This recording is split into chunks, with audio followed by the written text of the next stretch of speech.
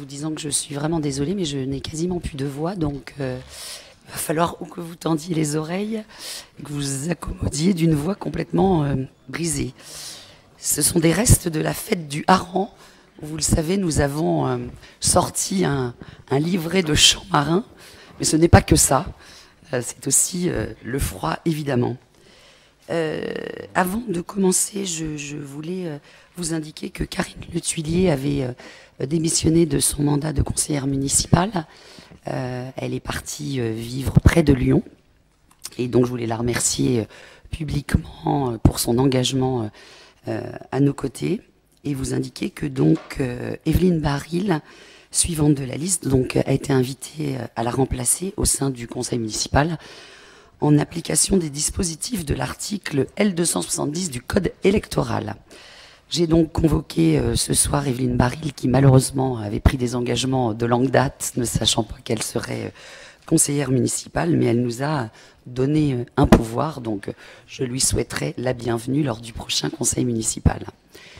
Si vous êtes d'accord, je vous propose de désigner comme secrétaire de séance Brigitte Soun. Pas d'opposition. Donc si tu pouvais procéder à l'appel, Brigitte. Oui. Madame Poussier-Winsbach, Marie-Agnès. Monsieur Aubry-Pierre. Monsieur Roussel-David. Madame Tessier-Dominique. Monsieur Maheu-Reynald. Madame Marical Stéphanie. Monsieur Cordevant-Gilles. Présent. Madame Soun Brigitte, présente. Monsieur Lambert-Serge. Présent. Monsieur Cazin-Pierre. Présent. Madame Brajon-Anne. Présent. Monsieur Fiquet-Daniel. Monsieur Flamand-Éric. Madame Bougon-Marie-France. Monsieur Duval-Patrice. Madame Cavelier-Catherine. Monsieur Fiquet-René. Monsieur Demondion Jean-Marie. Madame Rioux Agathe. Madame Gibaud Agnès. Madame Marraine Marie-Noël. Madame Lecourtès Estelle.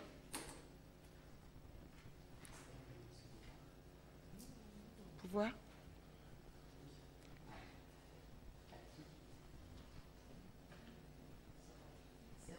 Madame Canis Pauline. Monsieur Lorcher Alexandre. Présent. Monsieur Jeanne Patrick. Madame Grelier Estelle. Procuration. Monsieur Patry Emmanuel. Madame Salvisberg Geneviève. Monsieur Levaret Christophe.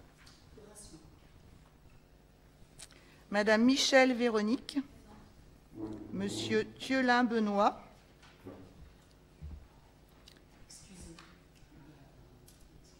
Madame Carr Lambert Chantal. Et Madame Baril Evelyne, procuration. Merci. Merci beaucoup. Avant que nous commencions, pardon, je n'ai pas les bons documents, voilà. L'adoption du procès-verbal de notre dernière séance du 8 octobre. Est-ce qu'il y a des commentaires? Non? On va donc l'adopter.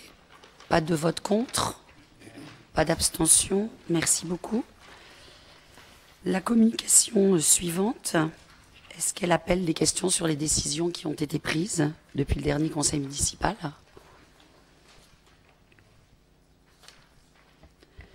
Alors, nous passons donc à... Oui, monsieur Jeanne. On n'a pas d'observation sur la communication, mais comme vous ne disposez pas de votre pleine et entière voix, donc je ne vais pas évoquer le tweet concernant les socialistes que vous avez fait paraître sur Twitter et qui a été retransmis dans la presse. Donc on mettra ça plus tard, parce que bien évidemment nous vous demanderons des réponses sur ce qu'on considère comme quelque chose de pas très bien avenu dans le contexte actuel. Alors, La délibération suivante sur le budget principal. Bonsoir à toutes et à tous. Traditionnel en cette période, il s'agit d'autoriser la collectivité à engager les dépenses d'investissement dès le début de l'année avant l'adoption du budget à hauteur de 25%. Étant entendu qu'il s'agit bien entendu de l'investissement hors APCP et hors remboursement de la dette. Sur le tableau annexe, vous voyez le détail par chapitre. Et donc, ce serait d'autoriser le conseil municipal d'autoriser la collectivité à engager 449 567 € de dépenses d'investissement avant l'adoption du budget. Nous invitons à en délibérer.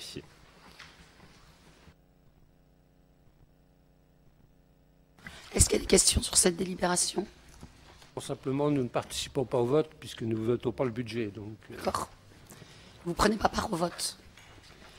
Donc, des votes contre, pas d'abstention, ne participe pas au vote, et donc le reste des votes pour. Merci beaucoup. Gilles, pour le budget annexe de l'eau, l'autorisation d'engager des crédits pour l'exercice 2019. Il s'agit de même disposition concernant le budget de l'eau. Et là, vous avez de la même manière les limites que l'on vous propose de pouvoir engager, toujours dans la limite des 25% de l'exercice pour l'exercice 2019, soit 323 000 €, là aussi en investissement.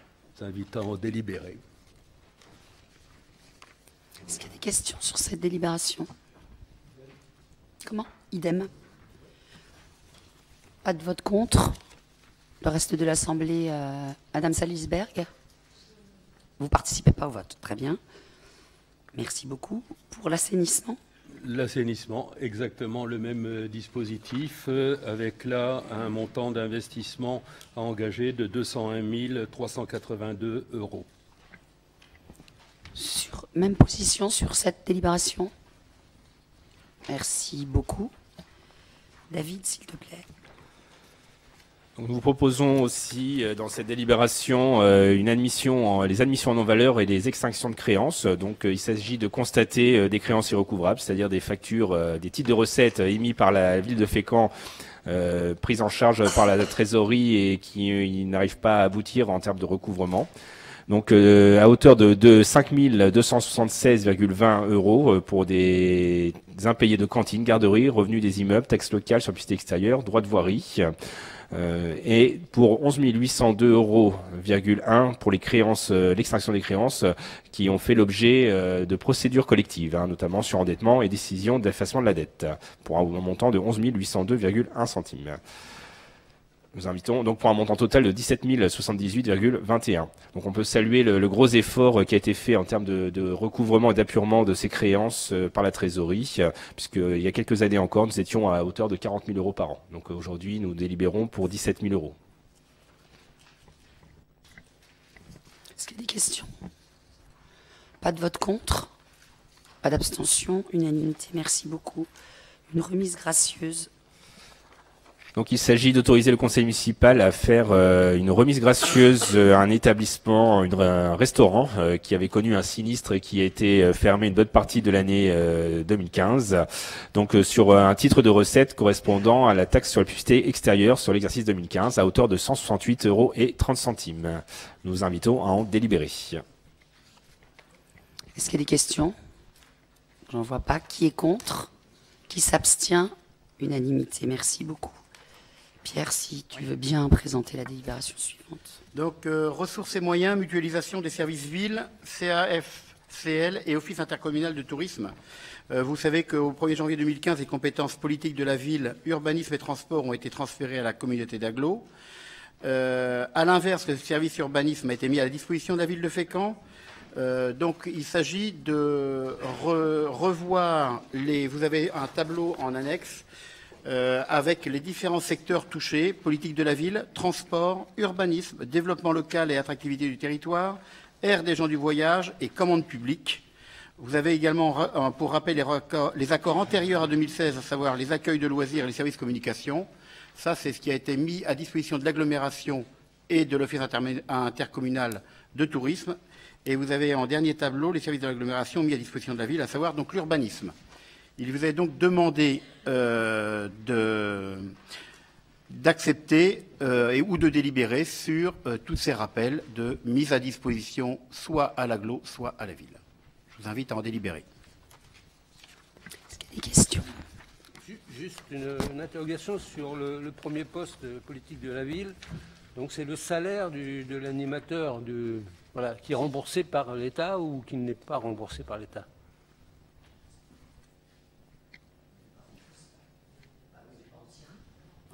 Oui, ça fait partie des subventions, mais ça ne couvre pas entièrement. Ah bah pas du tout. Oui. Bah oui.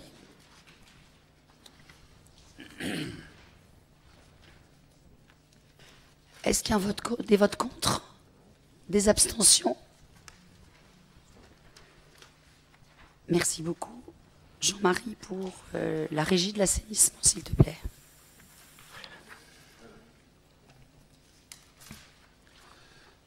Alors, il s'agit d'une délibération concernant l'assujettissement du service de la taxe sur la valeur ajoutée, TVA. Donc, la récupération de la TVA s'effectue de deux manières différentes, exclusives l'une de l'autre, selon que la collectivité est ou non assujettie à la TVA au titre de l'activité concernée. Dans le cas numéro 1, par la voie fiscale directement auprès des services de la direction départementale des finances publiques pour les biens destinés à une activité assujettis à la TVA. La récupération de la TVA porte à la fois sur le fonctionnement et sur l'investissement et s'effectue sur la base du taux réel de la TVA dans les mois suivant le paiement. Le cas numéro 2, par le biais du FCTVA pour les activités non assujetties à la TVA sous réserve de réunir l'ensemble des conditions d'éligibilité. La récupération s'effectue sur la base d'un taux unique, 16,404% en 2018. Pendant toute la durée du contrat de délégation de service public, les investissements réalisés étaient éligibles au FCTVA dans la mesure où la collectivité avait la possibilité de récupérer fiscalement la TVA sur les dépenses engagées dans le cadre du transfert du droit à déduction. La collectivité bénéficiait du reversement par le délégataire de la TVA ainsi récupérée. Les dispositions du Code général des impôts permettent aux collectivités locales, à leurs groupements ou à leurs établissements publics d'adopter pour le paiement de la TVA au titre de certaines opérations limitativement énumérées par la loi. Les services qui ouvrent droit à option sont énumérés par l'article 260A du Code général des impôts, dont le service de l'assainissement qui comprend l'évacuation des eaux usées et pluviales. La création de la régie de l'assainissement, lui supposant la responsabilité d'exploitant du service et l'attributaire de ses recettes, impliquait d'opter pour l'assujettissement à la taxe sur la valeur ajoutée et d'effectuer une déclaration au service des impôts des entreprises gestionnaires. La déclaration est irrévocable pendant l'année au cours de laquelle l'option prend effet et les 4 années civiles suivantes jusqu'au 31 décembre de la dernière année. La renonciation à l'option est possible au bout de la 5e année. En conséquence, nous vous invitons, si vous en êtes d'accord, de bien vouloir autoriser Madame le maire ou son représentant à accomplir les formalités nécessaires auprès de l'administration fiscale pour régulariser la déclaration d'option, à savoir la récupération de la TVA sur la base du taux réel à compter de la date de création de la régie d'assainissement, et d'autoriser Madame le maire ou son représentant à faire procéder aux opérations comptables nécessaires qui en découlent. Nous vous invitons à en délibérer. Est-ce qu'il y a des questions sur cette délibération extrêmement technique? En clair, c'est avantageux pour la ville. Comment? Alors si, pour simplifier, quand on a des travaux d'investissement, on bénéficiait de la TVA remboursée à 16,40% et rien sur le fonctionnement. Le fait de passer à cette formule nous permet de récupérer la TVA comme une entreprise, en gros, à la fois sur les investissements et sur le fonctionnement. Donc c'est évidemment intéressant pour la municipalité. Donc le passage en régie est une bonne chose. On l'aurait pas fait. Ça n'a aucun rapport, mais si c'est ce que vous voulez entendre, on va vous dire que oui. Comment? On ne l'aurait pas fait si Non, c'est pas vous qui l'avez fait, c'est nous. Hein. Donc, les non, la marchés. Régie, j'entends. La régie. Oui, enfin, le passage des marchés, c'est bien nous.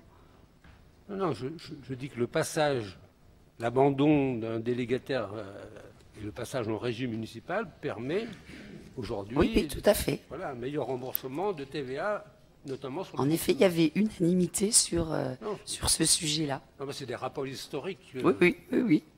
Voilà. Allez. Vous prenez le sens des rappels historiques. À l'époque, nous étions...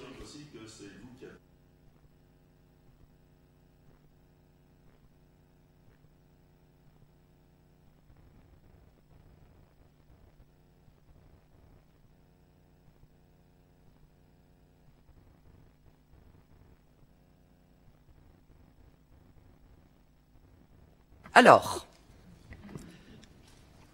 ceci étant intéressant pour la ville, je suppose que nous allons avoir l'unanimité. Pas de vote contre, pas d'abstention. Merci beaucoup.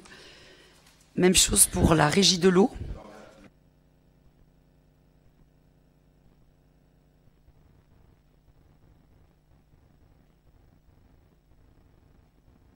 Pardon. Donc je reprends. Cette délibération concernant l'eau est identique à celle qui concernait l'assainissement. Donc il n'y a pas d'intérêt forcément à la relire. Donc nous vous invitons à en délibérer de la même façon.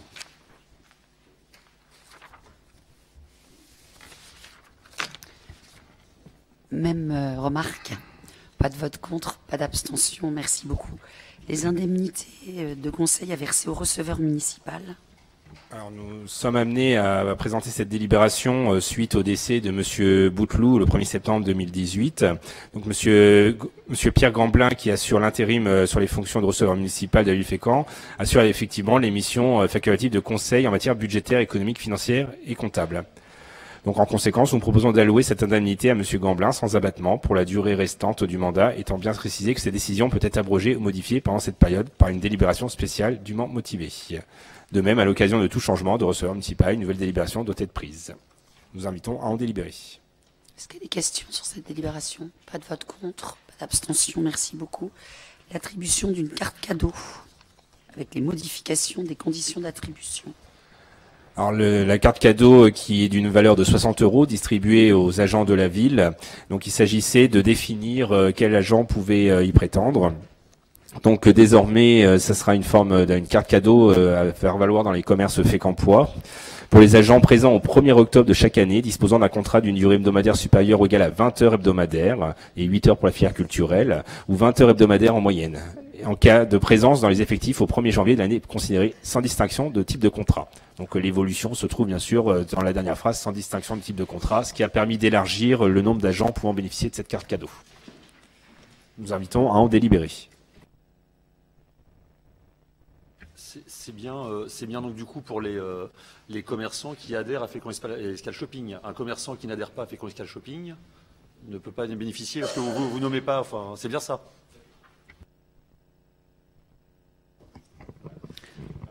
C'est le choix qui a été fait pour que au moins l'argent reste sur la ville de Fécamp. Plutôt que de prendre des cartes génériques, je ne ferai pas de publicité, mais qui sont valables sur Internet et faire travailler des grandes enseignes d'Internet, on a préféré en effet que cet argent reste sur le commerce fécampois.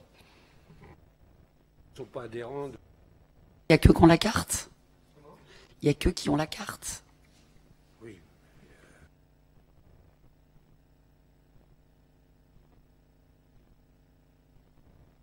L'offre est quand même très très large pour les agents de la ville qui peuvent, initialement, historiquement, c'était l'ancien Bon Blues. Hein. Donc là, les agents vont pouvoir, grâce à cette carte cadeau, pouvoir en effet faire les achats nécessaires à leur activité professionnelle ou autre.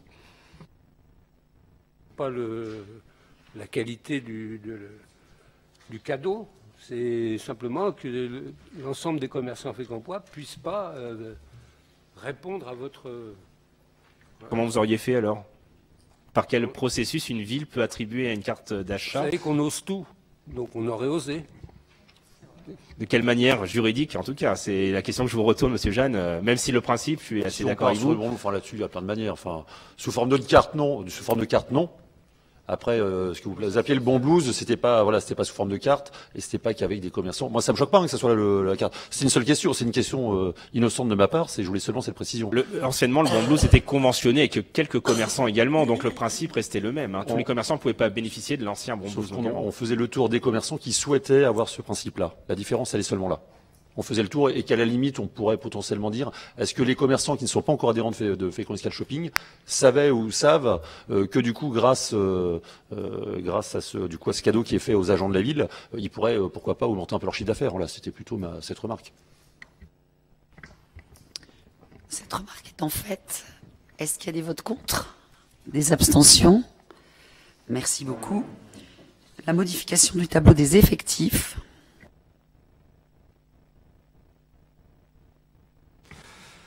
Donc, moi j'ai autre chose.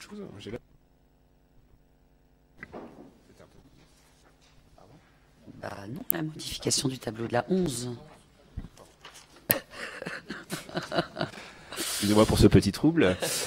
Donc, il s'agit de faire adopter par le conseil municipal une modification du tableau des effectifs qui concerne des créations de postes, des créations de grades pour ouvrir des postes. Donc, une création de bibliothécaire, 3 créations d'adjoints d'animation suite à des mises en stage. Donc, stagiarisation d'agents qui étaient auparavant contractuels. Et donc 5 postes d'adjoints techniques, un poste d'adjoint administratif de 2e classe et un adjoint administratif principal de 1re classe. Donc au 1er janvier 2019, nous invitons à en délibérer. Est-ce qu'il y a des questions? Pas de vote contre? Pas d'abstention, merci beaucoup. L'adhésion à l'association départementale d'action sociale de Seine-Maritime. Traditionnelle délibération en cette année. Donc dans le cadre de l'action sociale, la ville est adhérente à la DAS et doit donc cotiser à hauteur de 0,70% de la masse salariale inscrite aux articles 64.11 du budget ainsi que les articles 64.13 et 16. Nous invitons à en délibérer. Donc pour un montant de 68 967,53 €. Est-ce qu'il y a des questions? Je ne vois pas qui est contre, qui s'abstient. Unanimité, merci beaucoup. Jean-Marie, est-ce que tu peux dire un petit mot d'introduction avant la délibération suivante, s'il te plaît? Alors, la délibération suivante concerne la création d'une commission municipale développement numérique et innovation. Sur la planète, les villes consomment 75% de l'énergie produite car elles regroupent 50% de la population mondiale. Leurs émissions de CO2 représentent 80% des émissions totales planétaires. Pour pouvoir réduire ces émissions, il est nécessaire de mieux identifier les points de consommation d'énergie en carburant, fioul domestique, électricité, gaz, etc. Pour cela, nous avons besoin de recueillir un certain nombre de données précises et d'alimenter un programme analytique permettant de nous aider à prendre les meilleures décisions possibles dans le choix des actions à mener, des investissements à réaliser et des priorités à prendre en compte. Ces données peuvent concerner le parc automobile, les transports en commun, le parc immobilier, l'éclairage public et en général tout ce qui consomme de l'énergie.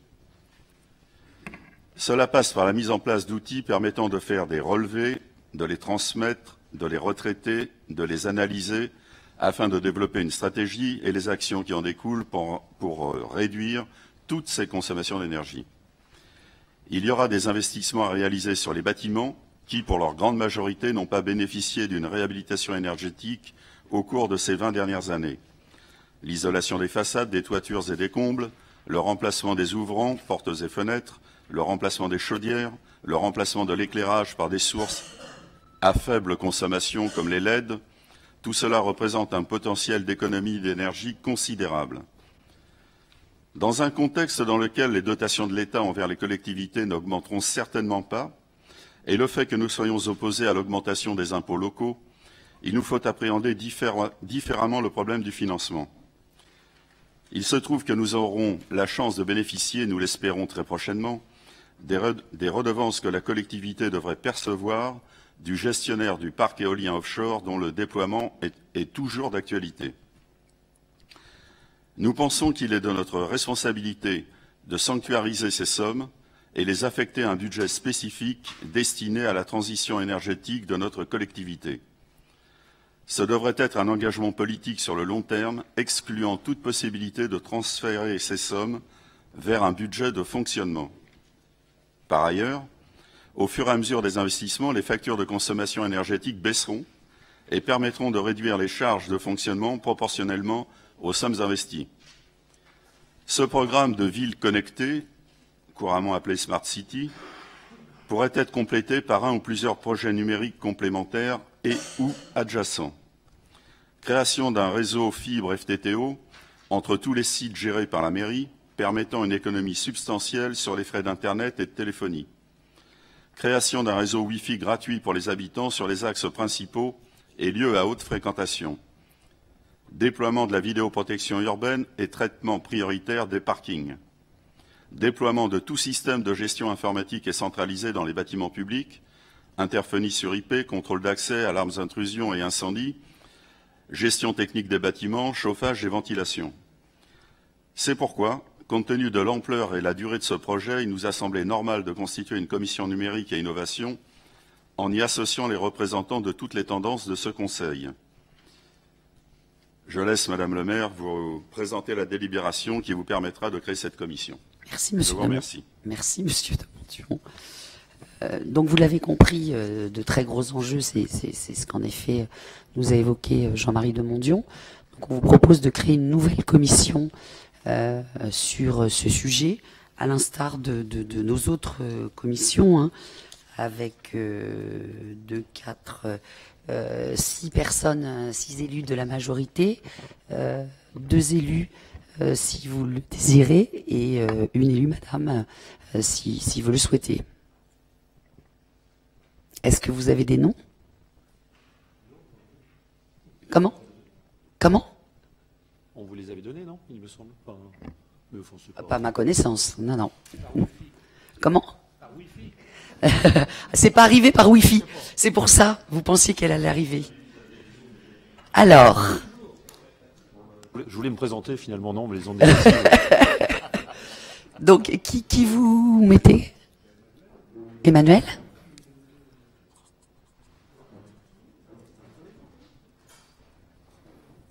Véronique? Michel? Jean-Marie de Mondion, Pierre Aubry, Rénal Maheu, Gilles Cordevant, Patrice Duval, Marie-France Bougon, Madame Salisberg? Très bien. Vous laissez votre place à qui?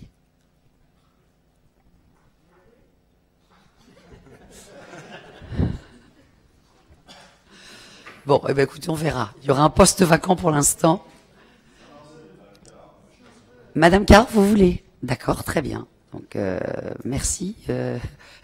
Merci à Madame Salvisberg de vous avoir laissé sa place. Du coup, j'avais quelques questions quand même sur cette commission, oui. C'est-à-dire que demain, il va y avoir une délégation spécifique. C'est un adjoint qui aura en charge cette commission, cette délégation. C'est quelque chose de transverse.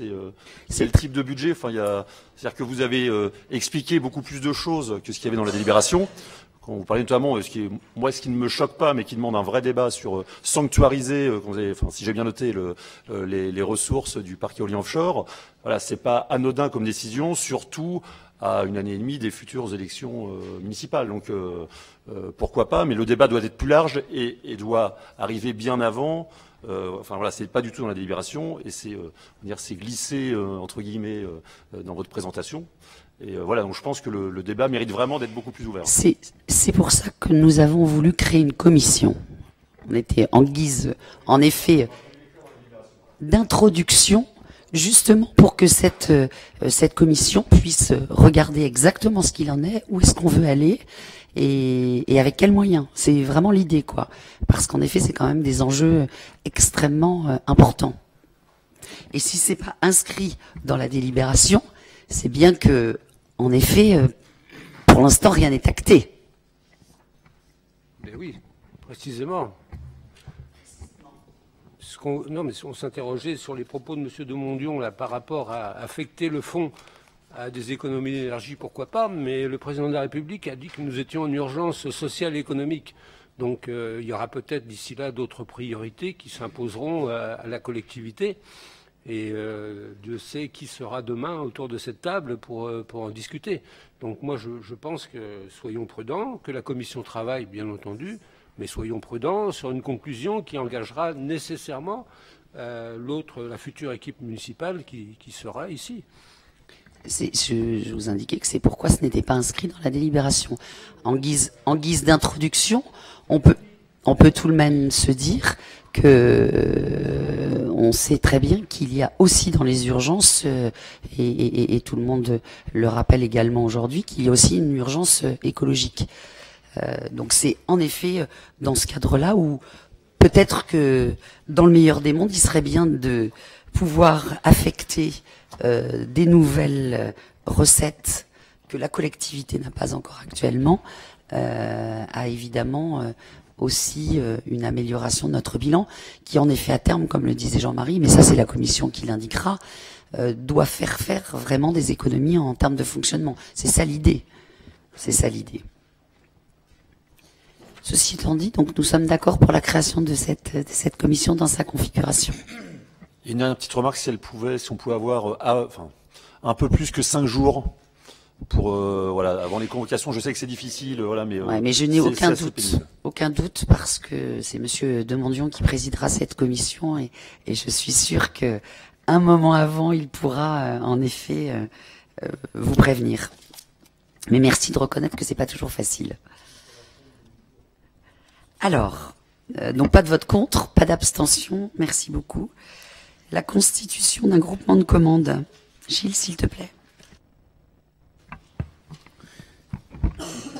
Bien, il s'agit de l'entretien de l'aire de jet d'eau du parc Botanica. Nous avions un marché qui arrive à échéance le 31 décembre 2018, avec des conditions économiques qui n'étaient pas très intéressantes. Nous sommes rapprochés de l'Aglo, qui, elle, a un marché d'entretien du centre aquatique et qui arrive, lui, à échéance le 30 mars. Comme il s'agit de mêmes prestations, parce que, bon, aussi bizarre que ça puisse paraître, mais la qualité de l'eau de l'aire de jeu du Ramponneau, c'est de la qualité d'eau de piscine. Donc, il a été décidé de se rapprocher les uns des autres pour assurer cette prestation. Donc, monter un groupement avec l'Aglo qui sera désigné comme coordonnateur, c'est-à-dire que c'est eux qui lanceront la consultation afin d'attribuer un marché public. Ça sera une procédure d'appel d'offres ouvert et les marchés qui seront passés seront d'une durée de 5 ans. Ensuite, chacun des membres du groupement assurera l'exécution du marché pour la part des prestations qui le concernent. La ville de Fécamp, elle, a prévu un montant maximum dans le cadre de ce marché commun de 25 000 € hors taxe. Donc, en conséquence, nous vous proposons de bien vouloir autoriser la constitution d'un groupement de commandes auquel participeront la ville de Fécamp et la communauté d'agglomération Fécamp-Littoral, qui sera le coordonnateur en vue de la passation de marchés d'exploitation, de gestion des installations de chauffage, de ventilation, de production d'eau chaude sanitaire et de traitement de l'eau du centre aquatique, la piscine, et l'entretien, maintenance des jeux d'eau du parc Botanica à Fécamp, dont la communauté d'agglo Fécamp-Littoral est désignée en qualité de coordonnateur. Dire que la commission d'appel d'offres du groupement de commandes sera la commission d'appel d'offres de la communauté d'agglo Fécamp-Littoral et autoriser la signature de la convention constitutive du groupement de commandes formalisant les modalités de fonctionnement du groupement décrites ci-dessus. Est-ce qu'il y a des questions? J'imagine que l'appel d'offres est déjà en cours, non, côté agglomération. L'appel d'offres est, oui, c'est ça. Parce que si notre contrat se termine le 31 décembre 2018... Oui, il est en cours de renouvellement à l'Aglo. C'est la CRAM, je crois. Il me semble que c'est la CRAM. Et ça devrait être une source d'économie. Énorme. Ouais. Pas de vote contre, pas d'abstention. Merci beaucoup. À nouveau, la constitution d'un groupement de commandes entre la ville et le CCAS pour la location et la maintenance d'un système d'impression. Vous avez tout dit. Donc la location et maintenance d'un système d'impression nécessite la constitution d'un groupement de commandes entre la ville et le CCAS pour une durée de 5 ans, avec un montant minimum de 375 000 euros TTC et un montant maximum de 750 000 euros pour la ville de Fécamp, 87 500 euros pour la CCAS minimum et 187 500 euros pour le maximum. Ça sera compté du 1er avril 2019. Nous vous invitons à en délibérer. Pas de questions particulières? Pas de vote contre? Pas d'abstention? Merci beaucoup. Reynald, s'il te plaît, pour une modification d'une emprise. Oui, par délibération du 25 juin 2018, le Conseil municipal a approuvé la signature de la convention pour la reconstruction du centre d'incendie de secours. Donc, de ce fait, le chemin rural numéro 38, dit du CEPUC, reliant la rue Gustave Flaubert au chemin Saint-Jacques, traverse ces parcelles. Afin de récupérer cette parcelle pour construire, il y a besoin d'avoir ce terrain et afin de ne pas léser personne, une enquête publique pour aliénation va être lancée sur la partie délaissée, matérialisée en vert comme vous l'avez sur le plan joint, et également une enquête publique pour la création d'une nouvelle portion de chemin matérialisée en rouge sur le plan. Ensuite, après son déclassement, la partie de ce chemin située dans le prolongement de la rue Victor Scholcher sera classée dans le domaine public routier communal, étant précisé que l'autre partie sera intégrée au domaine privé communal en vue d'être cédée au SDIS. En conséquence, il vous est proposé d'autoriser Mme le maire ou son représentant à engager les procédures d'enquête publique. Voilà. Est-ce qu'il y a des questions? Pas de vote contre? Pas d'abstention? Merci beaucoup. Reynald, toujours, sur le recensement de la population. Sur le recensement de la population, comme il est indiqué, nous sommes à la 16e année. L'échantillon toujours tiré au sort par l'INSEE représente 8% de la population fécampoise. Comme l'année dernière, donc, il y aura le choix entre un comptage physique ou également une collecte via Internet. Donc cette opération de recensement se déroulera du 17 janvier au 23 février 2019. Afin de réaliser ces opérations dans les meilleures conditions, 2 agents bénéficieront d'une décharge partielle de leurs fonctions et d'une augmentation de leur régime indemnitaire. Par ailleurs, il sera recruté 6 agents recenseurs chargés de réaliser cette action sur le terrain. Ils bénéficieront également d'indemnités versées sur la base de la dotation forfaitaire. La collectivité versera aux agents recenseurs un forfait de 95 € au titre de frais de transport, un forfait pour chaque séance de formation, une rémunération correspondant respectivement à 2 et 4 heures au taux du SMIC en vigueur. Il est également rappelé, hélas, que le montant de la dotation forfaitaire qui sera versée par l'État s'élèvera à 3 754 € au titre de l'année 2019, dotation qui est restée fixe depuis 2011. En conséquence, nous vous proposons de bien vouloir approuver le versement des indemnités définit ces jours aux agents composant l'équipe municipale chargée d'organiser l'opération de recensement, d'approuver le versement de la rémunération définie ci-dessus aux agents recenseurs. Nous vous invitons à en délibérer.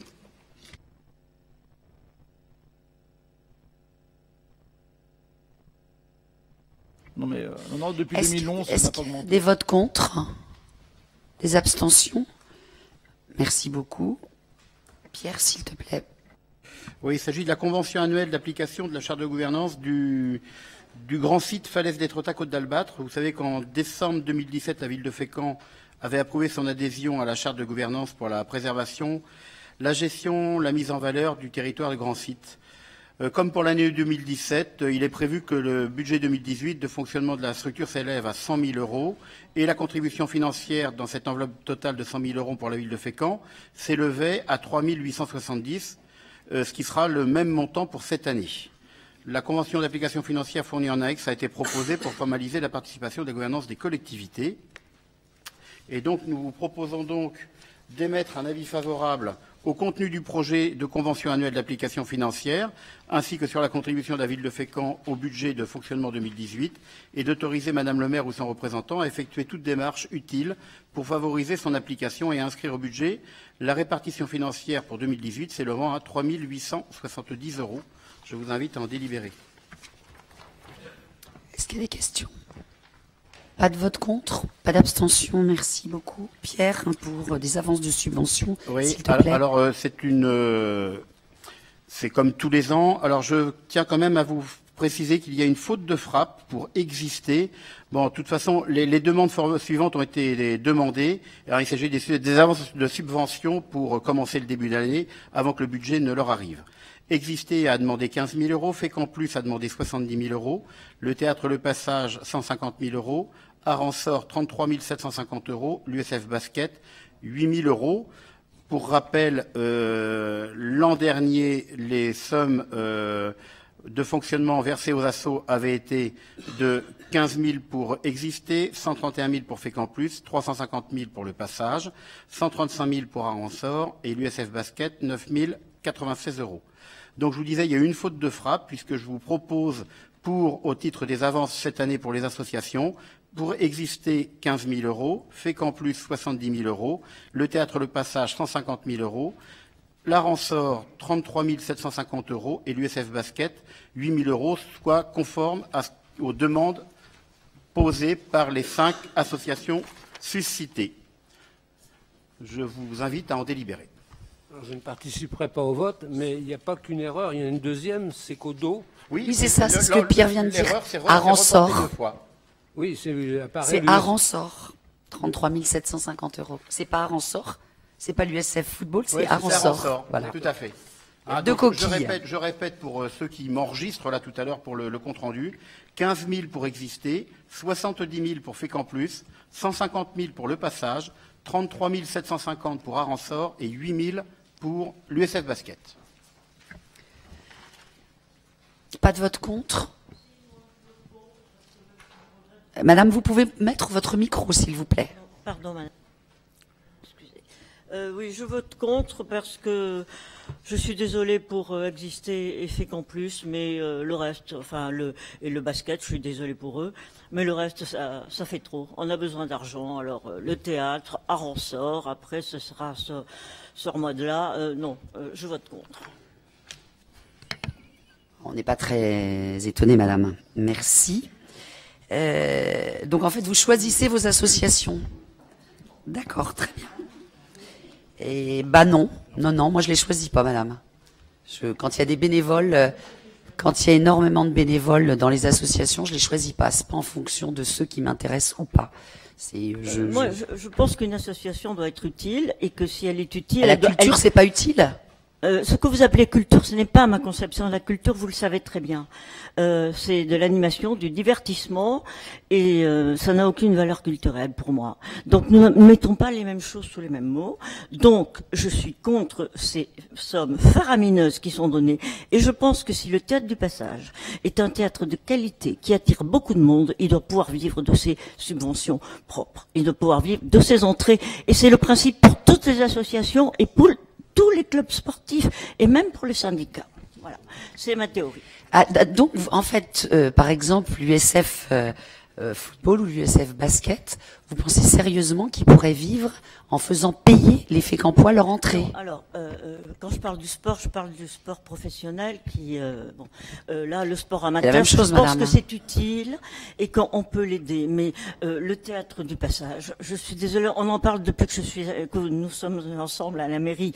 Je vous dis la même chose, je ne vais pas changer d'avis. Je suis persuadée de ce que je dis, je suis convaincue. Donc, ne me demandez pas de changer d'avis aujourd'hui. Je ne demande pas de changer d'avis. Je vous demande à chaque fois, s'il vous plaît, de bien vouloir vous exprimer, nous expliquer vos positions de vote. Parce que ça intéresse l'ensemble des Fécampois. Merci, madame. Donc, un vote contre, et sinon que des votes pour. Pardon, oui, monsieur Jeanne, en votre qualité de président, vous ne pouvez pas prendre part au vote. Merci beaucoup. Nous passons au projet éducatif de territoire. Stéphanie, s'il te plaît. En application du décret 2017-1108 du 27 juin 2017 relatif aux dérogations à l'organisation de la semaine scolaire dans les écoles maternelles et élémentaires publiques, et après concertation avec les parents, le temps scolaire de la ville de Fécamp s'est réorganisé autour de 8 demi-journées. Du fait de cette évolution législative, le précédent PEDT de septembre 2014 a été déclaré caduc par la direction départementale déléguée à la cohésion sociale. La ville de Fécamp avait donc déposé un projet éducatif de territoire transitoire valable jusqu'au 31 décembre de cette année. Dès la rentrée 2018, la ville a entamé une démarche de fond pour la réécriture du PEDT Nouvelle Génération, en mobilisant les différents acteurs du territoire afin de garantir la continuité éducative entre les temps scolaires, périscolaires et extrascolaires. Par ailleurs, suite à la publication nationale du plan mercredi en septembre dernier, la ville de Fécamp a demandé la labellisation des centres de loisirs organisés sur la ville dans ce cadre. Le label Plan Mercredi, annexe du PEDT, permet de valoriser l'approche éducative et qualitative déclinée en lien avec les projets d'école et le projet pédagogique des centres de loisirs dans le cadre de l'accueil périscolaire des mercredis. Ainsi, le partenariat avec l'ensemble des organisateurs d'accueil collectif de mineurs du territoire s'est renforcé. Le PEDT a été finalisé en comité de pilotage avec la direction départementale déléguée jeunesse et sport, l'inspection d'éducation nationale, la CAF et partagé en commission éducation en vue d'une présentation ce soir. Le PEDT contribue à la réussite de la politique éducative pour tous, à la citoyenneté et favorise l'accès de tous aux pratiques de loisirs éducatifs. En lien avec le PEDT, le projet éducatif des accueils collectifs de mineurs de la ville de Fécamp contribue par ses objectifs de manière variable et adaptée à la définition individuelle de la citoyenneté au fur et à mesure des étapes de construction de l'enfant et du jeune. En conséquence, il est proposé au conseil municipal de bien vouloir adopter le PEDT 2018-2021 de la ville de Fécamp 6 juin et autoriser la signature des conventions inhérentes et demandes de financement nécessaires au bon déroulement des activités du PEDT et du plan mercredi. Nous vous invitons à en délibérer. Je voudrais saluer l'excellent travail et le très très lourd travail que Stéphanie et les services, l'ensemble des services ont fait.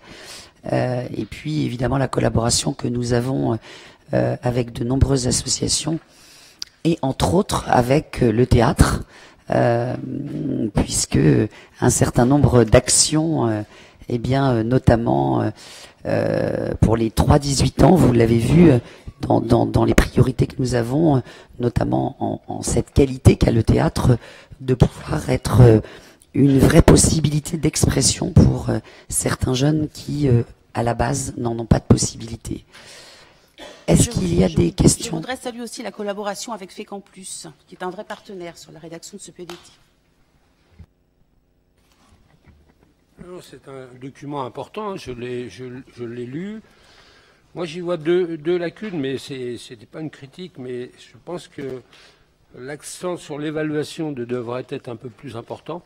Notamment, il n'y a pas d'évaluation du précédent PEDT. Donc, c'est quand même aussi important de savoir si ce qu'on fait, ce que vous faites, ce que les associations font, a au fond un résultat tangible auprès des populations concernées. Sûrement qu'il y a des résultats, heureusement d'ailleurs, mais ça serait bien d'avoir un chapitre un peu concerné à ce. Et deuxièmement, c'est le manque de chiffres. Quel est le niveau d'engagement de la ville? Parce que je pense qu'il est très conséquent. Il apparaît. Non, mais il apparaît pas dans le. Oui, vous avez raison, on pourrait le mettre. Oui, ouais. Je pense que les partenaires, ça gagnerait en effet. Oui, je pense que ça permettrait sans doute d'avoir une lisibilité plus importante. Parce que moi je le connais, je sais qu'il y a un engagement fort de la collectivité. Donc ça gagnerait, à mon avis, dans la présentation. Merci de cette analyse parce qu'en effet, les chiffres sur l'engagement de la collectivité sont importantes à rappeler, même si nous les avons évidemment dans le budget. Est-ce qu'il y a d'autres prises de parole ? Peut-être préciser que nous avons obtenu la labellisation sur le plan mercredi, mais pour le moment sans aucune certitude sur une contrepartie financière. Nous sommes labellisés pour le point qualitatif, c'est ce dont nous avons échangé en commission, mais le plan mercredi pour le moment reste un mystère concernant les financements. Si on parle de la commission, effectivement, c'est le choix. Alors, je l'avais découvert un peu en séance. J'ai pas lu les 60 pages, mais assez rapidement, je me suis dit, le petit bémol, c'était justement quelles mesures et quels objectifs on se donne. Ils peuvent être qualitatifs, mais voilà, c'est la petite remarque pour un néophyte que je suis ou presque. C'est effectivement ça manque peut-être, et du coup pour mesurer ensuite l'efficacité ou comment l'améliorer pour les années à venir. Est-ce qu'il y a des votes contre? Des abstentions? Madame Salzberg, vous votez le... Non, je vote pour, et quand je vois en plus que le musée des pêcheries participe, je suis ravie parce que ce musée est absolument passionnant. Très bien. Voilà. Merci madame, c'est de la culture aussi, mais c'était une autre forme de culture assez sélective. Merci beaucoup. Donc unanimité. Stéphanie, toujours, les bourses d'études de la Fondation Jacqueline Desportes. Oui, avec les conditions d'attribution, puisqu'au terme de ces dispositions testamentaires, Mademoiselle Desportes, tante de Jacqueline Desportes, a légué à la ville de Fécamp une somme de 604 478 €, dont elle souhaiterait voir les revenus annuels consacrés à l'attribution de bourses d'études pour les jeunes fécampois. Conformément à ce vœu, 28 800 € peuvent être affectés aux bourses d'études trimestrielles cette année.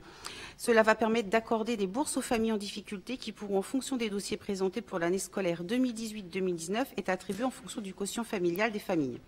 Soit pour 3 parts, un quotient inférieur ou égal à 360 €, de 361 à 490 € inclus 2 parts, et de 491 à 670 inclus 1 part. En conséquence, nous vous proposons de bien vouloir fixer à 28 800 € le montant total des crédits affectés pour l'année aux bourses d'études trimestrielles de la Fondation Jacqueline Desportes et fixer à 32 € le montant de la part de bourse trimestrielle. Approuver les modalités d'attribution des bourses d'études trimestrielles à de jeunes fécampois définies ci-dessus. Nous vous invitons à en délibérer. Est-ce qu'il y a des questions? Pas de vote contre, pas d'abstention. Merci beaucoup.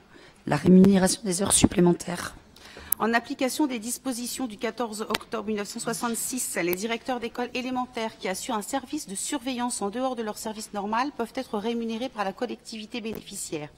Les taux maximums de rémunération des travaux supplémentaires ainsi effectués sont fixés par le décret susvisé.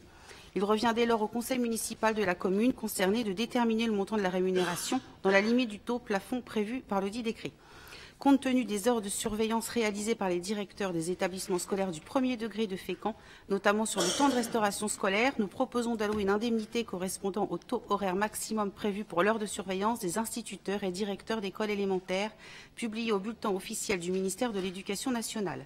Cette indemnité s'élève à 10,68 € bruts par heure, revalorisée en février 2017.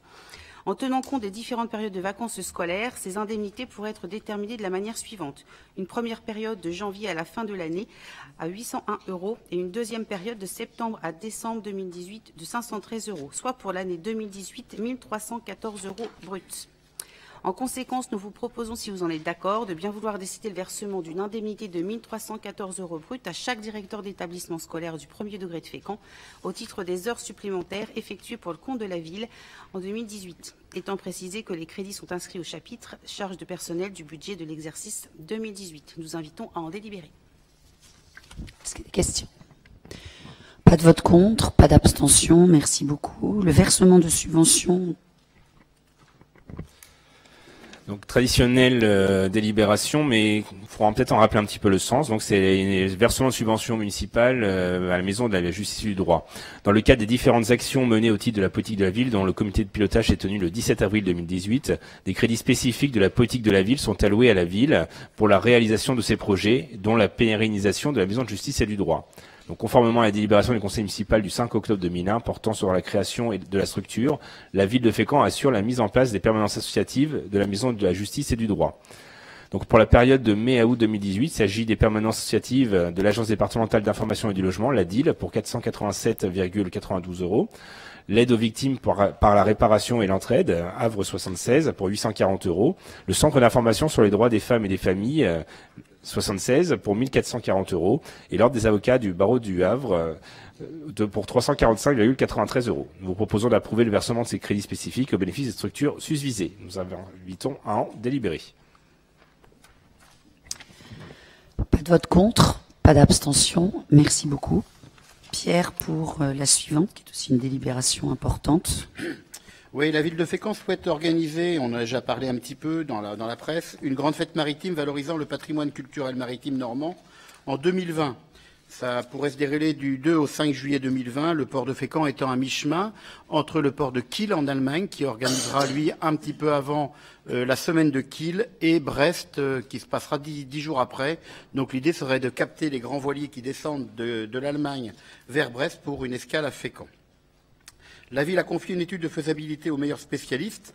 Les spécialistes en question sont à l'origine du chasse-marée, sont à l'origine des grandes fêtes maritimes de Douarnenez, de Brest, de la semaine du Golfe et également de la semaine de Escale à Fête. Le Golfe du Morbihan, la semaine du Golfe. Donc, il conclut à la faisabilité de cet événement. Les partenaires et financeurs seront sollicités, enfin commencent à l'être éventuellement si vous l'acceptez, pour soutenir ce projet. La structure retenue serait la suivante. Une gouvernance envisagée pour ce projet serait portée par une association régie par la loi de 1901 avec un conseil de surveillance et un directoire permettant d'agréger les partenaires d'un tel événement. Le schéma d'organisation répond à 3 objectifs. La représentation de la ville de Fécamp et des autres financeurs au conseil de surveillance, la garantie du respect de la finalité de l'événement par une participation à la supervision de l'activité de l'association, la simplicité et l'efficacité de la mise en œuvre de l'organisation. 3 niveaux d'intervention, de compétences et de responsabilité sont identifiés, à savoir la fixation des grandes orientations par assemblée générale, le contrôle des décisions par un conseil de surveillance et l'administration de l'association par un directoire. Les statuts proposés pour cet assaut sont joints à la présente délibération. Elles sont évolutives, bien sûr, puisque vous verrez qu'au tout début, on n'a que la ville de Fécamp. En conséquence, il vous est proposé de bien vouloir approuver les statuts de l'association de Fécamp Grande Escale, 6 juin, en vue de l'adhésion de la ville de Fécamp, d'autoriser Madame le maire ou son représentant à solliciter tous les partenaires potentiels pour une participation financière, subvention et une adhésion à l'association, enfin d'autoriser Madame le maire ou son représentant à poursuivre l'ensemble des démarches nécessaires à la concrétisation de ce projet. Je vous invite à en délibérer. J'avoue que je suis un peu contrariée de ne pas pouvoir vraiment vous dire tout le bien que je pense de Fécamp Grande Escale et remercier Pierre et également le regroupement des associations maritimes de travailler depuis des mois et des mois sur ce projet pour voir s'il était viable ou non, faisable ou non, si nous étions crédibles ou non sur cette affaire. Et il semble qu'à toutes ces questions aujourd'hui, nous ayons la réponse que oui, nous le sommes. Et donc c'est pourquoi on vous propose ce soir de pouvoir solliciter des partenaires, parce que ce sont bien évidemment des événements aussi qui certes permettront de faire parler évidemment de notre territoire, mais qui ont un vrai coût. Donc ils ne peuvent se faire qu'avec un partenariat fort entre des privés et évidemment peut-être l'État, en tous les cas le département et la région qui évidemment seront sollicités. Pierre, tu peux peut-être dire un petit mot, puisque aujourd'hui vous êtes allé essayer de prendre des contacts aussi au Salon Nautique, avec notamment, je crois, un nombre de partenaires institutionnels qui étaient là et se sont montrés intéressés. Vous y étiez avec Serge tous les deux, merci de nous avoir représentés là-bas, quoi.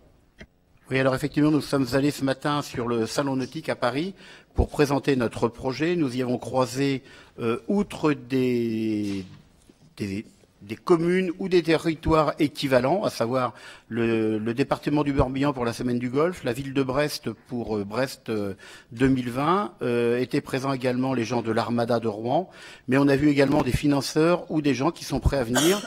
On a déjà pris des contacts avec une flottille de 35 bateaux méditerranéens qui sont prêts à venir nous voir. On a des promesses du Standard, un navire russe, copie d'un bateau du tsar Pierre Ier qui voudrait escaler à Fécamp.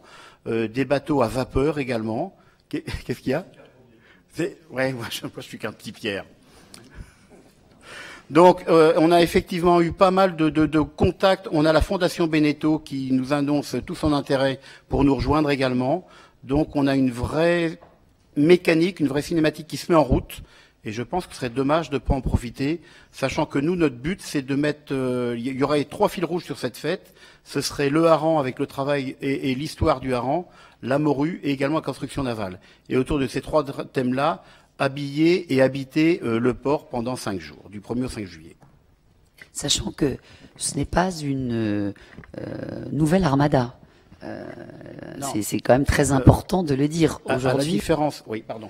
À la différence de l'Armada qui a des bateaux, alors il y a un peu de dynamique quand ils montent ou qu'ils redescendent la Seine, mais après les bateaux sont à quai, ne bougent plus et servent uniquement de salon d'apparat pour des sociétés ou des consortiums. Nous, notre idée, c'est bien sûr pouvoir utiliser ces bateaux pour faire des soirées pour des sociétés de la région, mais également les faire naviguer et les faire régater devant Fécamp, entre Fécamp et Etretat, comme ça se faisait au début du siècle dernier, mais quand je parle du siècle dernier, c'était en 1900, 1910, 1920. Voilà, donc on veut les faire bouger, on veut les faire travailler et que les Fécampois puissent se régaler, les Fécampois et tous les gens qui viendraient puissent se régaler du spectacle. Alors ce sera un succès si vous nous y autorisez, si et seulement si nous arrivons à faire de cet événement ce qu'il est, notamment chez les Bretons, c'est-à-dire avec une vraie aide de toutes les associations du territoire, avec un appel au bénévolat extrêmement fort, d'où la nécessité de commencer à mobiliser 2 ans avant. Ouais. Parce que l'idée, c'est de s'appuyer sur toutes les assos du territoire, qu'ils soient Fécampois ou alentour. À titre d'exemple, je suis allé voir à Sète comment ça se passait. À Sète, il n'y a pas assez de parking dans la ville comme il n'y en aura pas assez à Fécamp. Donc c'était des pâtures aux alentours qui étaient prises. Et qui gérait les pâtures? C'était par exemple le club de foot d'à côté qui avait 1 ou 2 terrains parking à gérer. Il mettait ses bénévoles à lui et en fin d'événement, le club recevait un chèque pour la participation. Donc les bénéfices de la fête étaient redistribués à toutes les assos du territoire, qu'elles soient maritimes ou pas forcément. Donc on pourrait aller chercher l'USF Basket, on pourrait aller chercher le rugby, on pourrait aller chercher les clubs de foot de Saint-Léonard, Senneville et autres, etc., etc. Et même le théâtre. Le hand. Bref, voilà. Toutes les associations, évidemment, fécampoises et même au-delà, puisqu'il faudra sans doute aller au-delà. C'est également tout un réseau d'assauts qui se met en marche pour un événement sur le territoire. Est-ce qu'il y a des questions? Une interrogation, moi je regrette, alors j'en ai découvert un peu plus avec votre présentation et j'aurais souhaité, avant de se positionner réellement, d'avoir le retour de l'étude de faisabilité. Donc vous avez indiqué que vous avez eu le retour de faisabilité. On est en train déjà de faire, on est sur le comment, c'est-à-dire l'association, la forme juridique, alors qu'on sait, finalement vous avez commencé un petit peu, je ne sais pas encore le quoi. Ouais, mais du coup, je pense que dans la méthode, t'aurais préféré qu'on en parle en amont? Bah, bien sûr.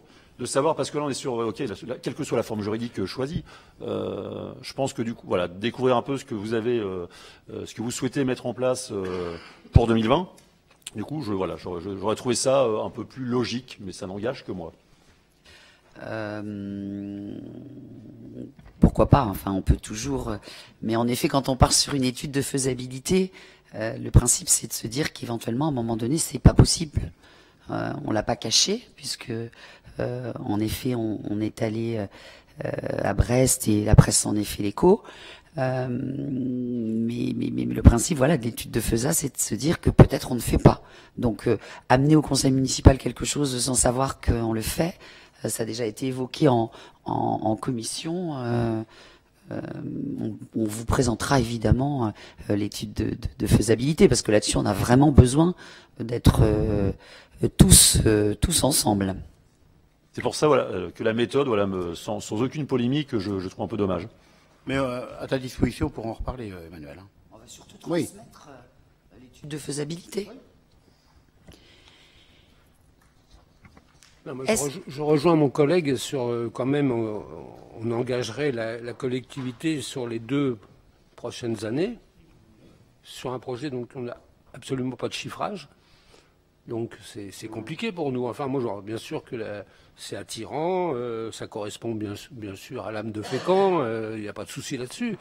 Mais on a eu par le passé des mauvais exemples de déboires financiers suite à des projets ambitieux et qui n'ont pas, malheureusement sur le papier très ambitieux, mais qui n'ont pas eu l'écho favorable pour des raisons X d'ailleurs, hein, qui n'est pas forcément de la faute des organisateurs. Donc voilà, c'est compliqué pour nous tous de prendre une décision sans chiffrage, parce que voilà, c'est en 2020 qui sera là, on n'en sait rien. Je me répète. Bah, ça sera déjà de toute façon, finalisé. 2020, l'affaire sera lancée, donc. Oui, mais c'est l'équipe qui en profitera, qui sera en place, qui en profitera de toute la mobilisation, etc. Est-ce que M. de etc. Mondion sera toujours là avec son fonds d'investissement du parc éolien? Non, Monsieur Jeanne, mais je comprends parfaitement les interrogations. Là aujourd'hui, il s'agit bien de créer l'association. Si on se rend compte et de m'autoriser en effet à solliciter les subventions, si on se rendait compte que les partenaires ne suivent pas, eh bien évidemment on ne pourrait pas y aller. Maintenant, évidemment qu'à un moment donné ou à un autre, on doit vous donner un bilan, non pas un bilan, mais en tous les cas un bilan prévisionnel de l'opération et vous l'aurez. Là, il s'agit de nous autoriser à créer l'association. parce que vous le savez, la mairie ne peut pas gérer seule ce type d'événement, et ça n'a pas de sens. Nous, on a fait l'étude de faisabilité. Maintenant, il faut que ce soit l'association, quelque part aussi, d'aller chercher les fonds, et on fera un bilan avant, voilà, d'être certain qu'on peut aller jusqu'au bout. Ou en tous les cas, selon les proportions, parce que vous le verrez dans l'étude de faisabilité, il y avait énormément d'options. Il y avait notamment des options quasiment dignes de l'Armada. Évidemment qu'on ne part pas là-dessus pour une première année. La comparaison a également été faite avec ce qui s'était fait, comme vous l'a dit Pierre, sur d'autres territoires. Et avec une montée en puissance, puisque l'idée, ça serait peut-être que cette manifestation puisse s'organiser tous les 4 ans, donc avec une montée en puissance aussi en termes de notoriété, puisqu'on sait très bien que la première année, les événements, on vient pour voir en quelque sorte. Donc on vous transmettra, il y aura d'autres délibérations, c'est une première étape pour la création de cette association. Simplement pour indiquer que dans ces conditions, avec ce que vous avez énoncé, nous voterons cette délibération, mais avec les réserves légitimes. Voilà. Prudence, comme nous le sommes aussi. Comme nous le sommes aussi. Pas de vote contre, pas d'abstention. Merci beaucoup. Une convention d'objectifs avec Aransor. Oui, qui est un avenant à la convention existante, puisque le projet Aransor est touché par un projet de relocalisation de ses locaux. Une nouvelle convention d'objectifs triennale sera signée à compter, on l'envisage à compter de 2020. Et donc, ce qu'on vous propose, c'est de faire un avenant, une prolongation d'1 an de la convention actuelle, donc qui était en convention triennale. Il passerait une convention de 4 ans avec cette rallonge, et à compter de l'an prochain, repartir sur une triennale, une fois qu'ils seront dans leurs nouveaux locaux, puisque je vous rappelle qu'ils sont actuellement dans l'ancienne salle des fêtes, enfin, une partie de l'ancienne salle des fêtes de l'ancien lycée, et qu'à terme, ils basculeront sur le bâtiment en briques qui longe la rue Eugène Marchand, qui hébergeait autrefois, pour ceux qui s'en souviennent, le Billard Club. Voilà, donc c'est une prolongation de la convention, un avenant de prolongation d'1 an. Est-ce qu'il y a des questions sur cette convention? Pas de vote contre? Pas d'abstention? Vous abstenez? D'accord. Merci beaucoup. Juste, Madame Salzivder, pardonnez-moi, j'ai plus de voix, mais je peux quand même pas m'empêcher. Est-ce que vous savez ce qu'ils font à Aransor? Parce qu'à Aransor, c'est aussi une association qui apprend à nos côtés, aux côtés de l'école municipale de musique, la musique aux enfants. Enfin, est-ce qu'Alexandre Lorcher, qui est là, qui a été secrétaire ou trésorier de l'association Aransor, a l'air d'un, je sais pas quoi. La société de musique, comment? J'ai pas entendu ce que vous avez dit. La société de musique ne peut pas faire. La société de musique n'est pas capable d'apprendre, d'enseigner la musique aux enfants toute seule. On a besoin. Plus. C'est un plus, madame. Il y a un conservatoire. Ce sont des musiques actuelles. C'est un plus. Écoutez, tant pis. Comment? Tant pis, c'est un plus. Et c'est très bien, c'est un plus. De toute façon, ma voix importe peu. Donc on a une richesse à Fécamp qui sont les 300 associations de la ville de Fécamp, Madame Salisberg. C'est une véritable richesse. Ils offrent au public fécampois des choses qui, si il fallait qu'on les finance nous-mêmes, ça nous coûterait beaucoup plus cher. Et puis les gens participent à la vie de la cité, et pour moi c'est très important. Quand on fait le conservatoire qu'en fait sa fête de fin d'année, qui fournit l'énergie électrique, les amplis, etc., c'est Aransor. Ça nous évite d'aller les chercher ailleurs. On a un partenariat avec. Finance Aransor, c'est vous, c'est donc. Mais attendez, madame. Ça on a un partenariat avec toutes nos associations. C'est comme le budget de l'Europe et de la PAC. Attendez, on va pas. Une collaboration. On va pas refaire les... Bon, allez, on refait pas l'histoire en effet. Il y a aussi des groupes fécampois de musique qui participent à l'animation de la ville, qui n'ont pas de local, par exemple, et qui vont pouvoir répéter chez eux. Sinon, ils répéteraient pas, tout simplement. Donc ça aussi, on peut le soulever. Vous faites pas partie d'une association comme celle-ci ou d'un groupe comme celui-ci, Madame Lambert? Non, mais j'espère, parce que autrement vous. Non, mais il y a des groupes qui n'ont pas de local ou qui répètent grâce à eux. Bien sûr. Donc c'est aussi qui participent à la. Un studio de répétition et d'enregistrement servent à tous les groupes fécampois. On peut pas dire que à un moment donné, il faut aussi qu'on soit un peu cohérents tous les uns les autres. On peut pas dire que les jeunes font ci, les jeunes font ça, tatati, tatata. Et puis dès qu'il y a quelque chose qui touche les jeunes, eh bien, de ne pas soutenir ces démarches.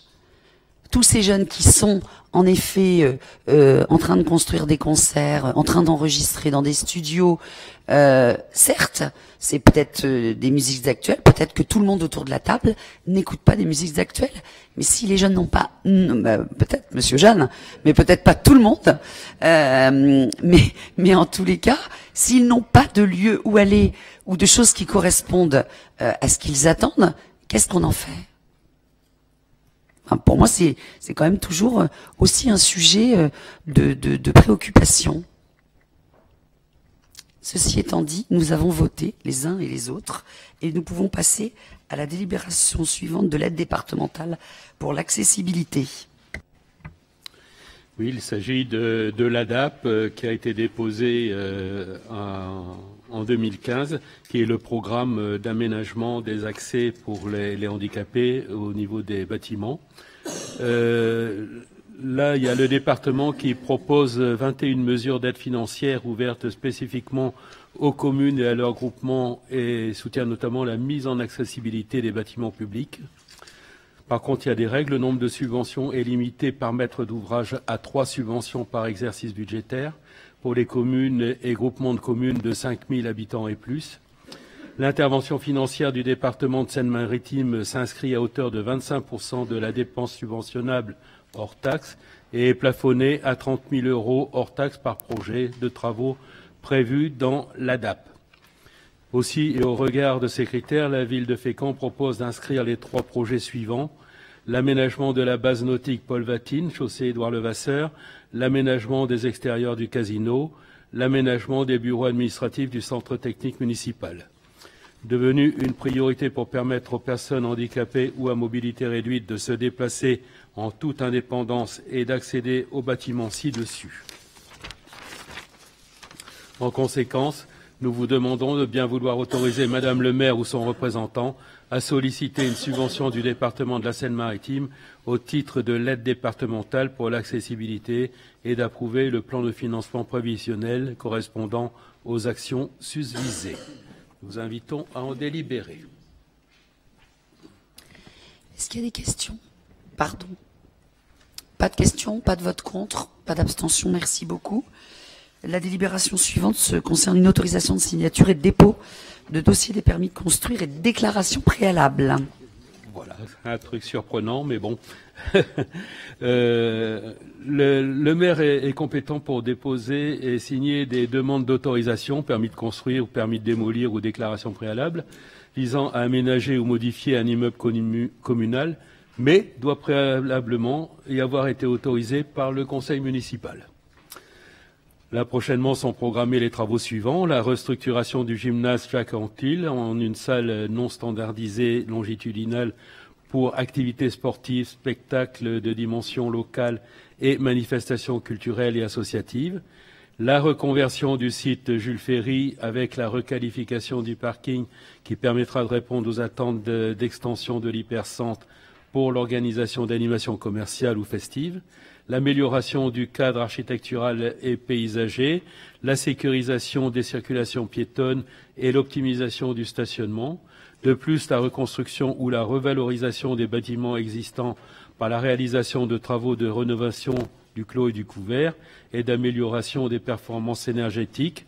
Donc là, il s'agit du bâtiment qui est le long de la rue Eugène Marchand et des bâtiments anciennes salles de sport du collège. Le remplacement des menuisiers extérieurs de la RPA Jean-Bart Suffren, devenu très vétuste. Le remplacement des châssis vitrés métalliques coupe-feu situés sur la façade nord du R+1 au R+3 du musée des pêcheries, qui présentent des phénomènes de corrosion anormaux et donc posent problème en termes de sécurité incendie. Programme qu'on devrait démarrer prochainement. En conséquence, nous vous proposons de bien vouloir autoriser Madame le maire ou son représentant à signer et déposer au nom et pour le compte de la ville les demandes d'autorisation d'urbanisme relatives aux projets visés ci-dessus. Voilà, nous invitons à en délibérer. Pas de vote contre, pas d'abstention. Merci de me donner l'autorisation. Régie de l'assainissement. Oui, donc ça c'est une délibération un peu classique puisque la réglementation prévoit que les établissements industriels et commerciaux doivent préalablement à leur rejet d'assainissement au réseau public passer une convention spéciale de déversement avec la commune. Donc là, c'est le cas du centre hospitalier intercommunal des Hautes-Falaises et c'est le cas du centre de gérontologie Yvon Lamour. Donc les contacts ont été pris, le projet de convention est rédigé et sera concrétisé par un arrêté.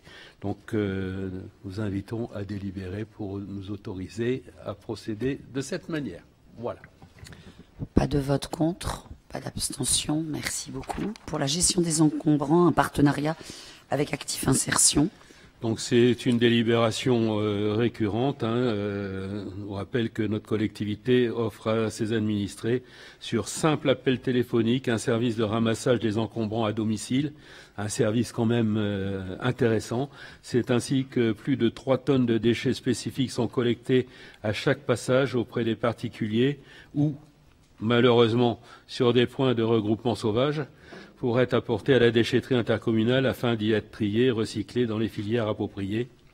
Ce service est assuré par les services municipaux avec le renfort de l'association Actif Insertion. Cette action s'inscrit dans le cadre de la politique de lutte contre les exclusions, par ailleurs. Elle permet notamment aux différents publics d'Actif Insertion d'acquérir des compétences et du savoir-faire en matière de rudologie, tout en développant la notion de propreté collective du patrimoine. Elle participe ainsi à l'émergence d'une attitude collective respectueuse de l'environnement urbain.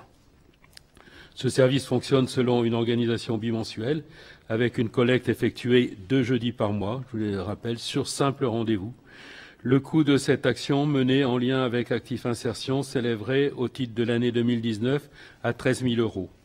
Des actions complémentaires permettant de traiter les dépôts sauvages, qui malheureusement existent encore beaucoup, sont envisagées pour un coût de 250 € par demi-journée. Compte tenu de ce qui précède, nous vous proposons de bien vouloir verser une participation d'un montant de 13 000 € à l'association Actif Insertion dans le cadre de la politique de lutte contre les exclusions et d'autoriser Madame le maire ou son représentant à signer la convention relative à cette action avec l'association concernée. Merci. À en délibérer. Merci Gilles.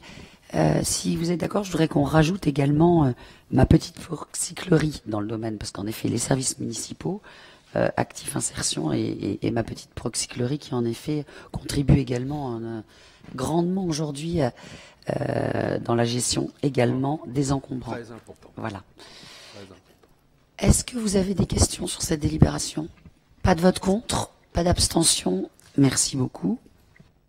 La défense extérieure contre l'incendie, avec la mise à disposition de la ville par un particulier d'un terrain pour la défense incendie.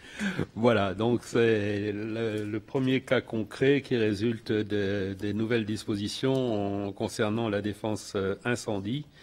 Là, il s'agit d'un projet de lotissement prévu sur rue Arthur Rimbaud, propriété de monsieur Dominique Fauvel.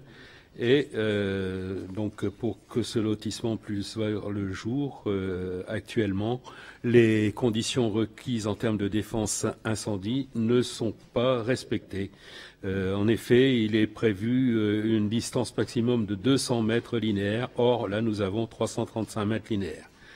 Et il est prévu des dispositions pour faire face à ce genre de problème.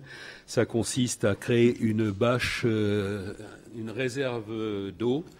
Donc c'est négocié avec le propriétaire. C'est théoriquement à la charge de la ville, mais les dispositions sont assez compliquées selon les cas. Plus de 4 logements, plus de 3 logements, logements individuels, lotissements.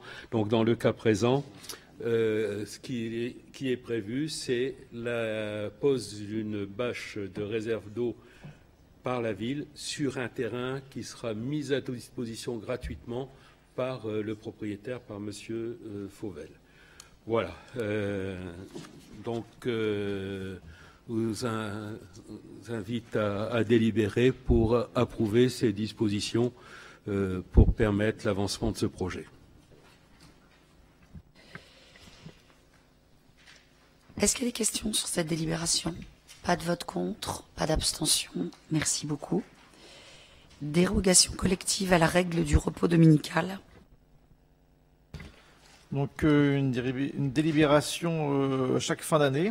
Donc une délibération concernant la dérogation à la règle du repos dominical, dite le travail des dimanches. Donc nous avons travaillé avec l'association des commerçants et les maires de l'agglomération sur l'établissement de 12 dimanches travaillés au titre de l'année 2019. Donc les dimanches autorisés seront le 13 janvier, le 2 juin, qui est le jour de la braderie de Fécamp, le 30 juin, le 14 juillet, le 1er septembre, le 8 septembre, le 13 octobre, date également de la braderie d'automne, et tous les dimanches du mois de décembre afin de permettre aux commerçants d'ouvrir à ces moments-là. Donc, comme habituellement, nous vous demandons de délibérer afin également de présenter cette délibération à l'agglomération prochainement. Est-ce qu'il y a des questions sur cette délibération? Pas de vote contre? Par rapport à l'an passé, c'est sur le même nombre?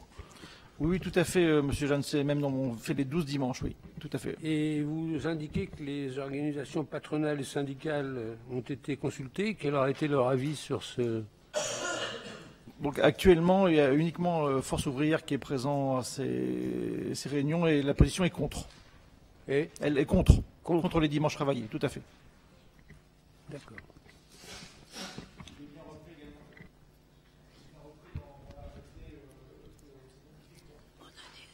Ah non, ça ne figure pas dans la délib. Hein. Ouais. Il figure dans l'arrêté. Il est bien figure dans l'arrêté sur les... Pas dans la délibération, mais bien dans l'arrêté. On avait convenu ça avec les organisations syndicales, qu'il soit bien indiqué dans l'arrêté la position négative des organisations syndicales.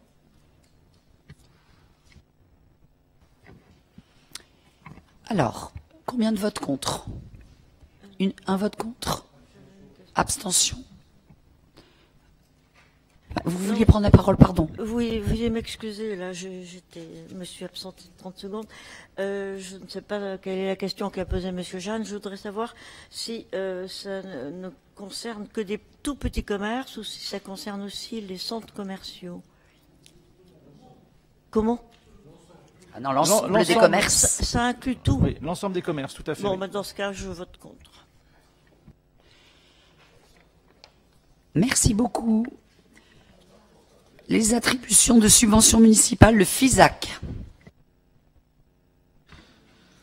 Donc, dans le cadre de la revitalisation du centre-ville, une attribution pour participer financièrement aux actions prévues dans le cadre du FISAC. Donc, nous vous soumettons pour accord la demande de subvention inscrite à ce titre. Le propriétaire occupant sollicite la subvention de la ville de Fécamp en titre de l'aide de la modernisation des commerces.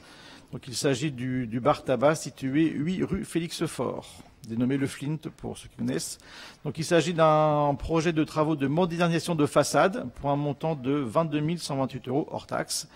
La subvention municipale qui est de 20%, telle qu'elle est définie par le règlement FISAC, sera de 4 291 €. En conséquence, nous vous invitons à délibérer pour cette attribution de subvention. Qui est contre? Qui s'abstient? Unanimité, merci beaucoup. Une donation d'une sculpture, merci Reynald. Oui. De Jeff Friboulet.